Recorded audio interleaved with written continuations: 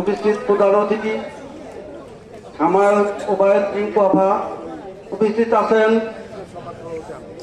ভাঙ্গা থানার সফর সভাপতি খন্দকার ইকবাল হোসেন সেলিম ভাই, আরো উপস্থিত আছেন ভাঙ্গা থানা নেতৃবৃন্দ, নগরকান্দা নেতৃবৃন্দ এবং আলগি ইউনিয়ন হামিদ ইউনিয়নের নেতৃবৃন্দ। আসসালামু আলাইকুম। আমি যে কথা বলবো আপনারা ধৈর্য সহকারে শুনে আমার টাইম লাগবে। আমি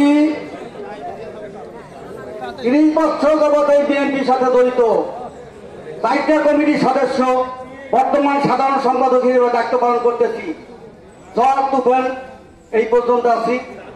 ইদানিং এই 13 তারিখে একটা তুফানের খুব কষ্ট হয়েছে।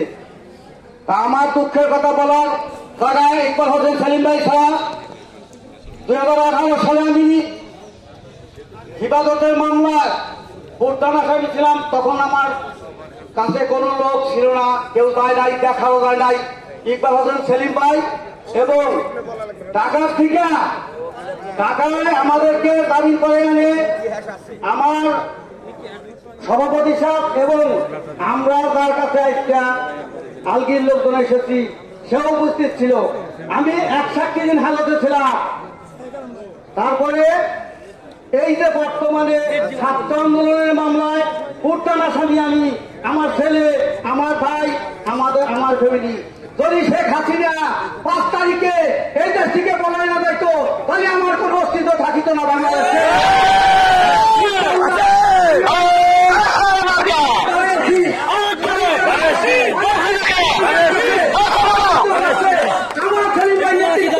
আমি এই জায়গায় ইনশাল্লাহ দাঁড়িয়েছি। তবে আমি সর্বক্ষণিকভাবে আমার নেতৃবৃন্দের কাছে আলগি ইউনিয়নের দ্বারা আমরা আসছি। আজকে এর আগে 71 ছিল, কিন্তু তারা আসার পরে এরা অনেক কথাই বলছে। পরে আমার বক্তব্য নিয়ে আমার আলগি ইউনিয়নে বিএনপি তারা করে, বিএনপি নেতৃবৃন্দ তাকে নিয়ে আমি পরামর্শ করে আমরা দেখা করবার জন্য আসছি। তবে আমি একটা অনুরোধ করবো, আলগিবাসী আপনার পাশে থাকবে, আপনি আমারও পাশে থাকবেন।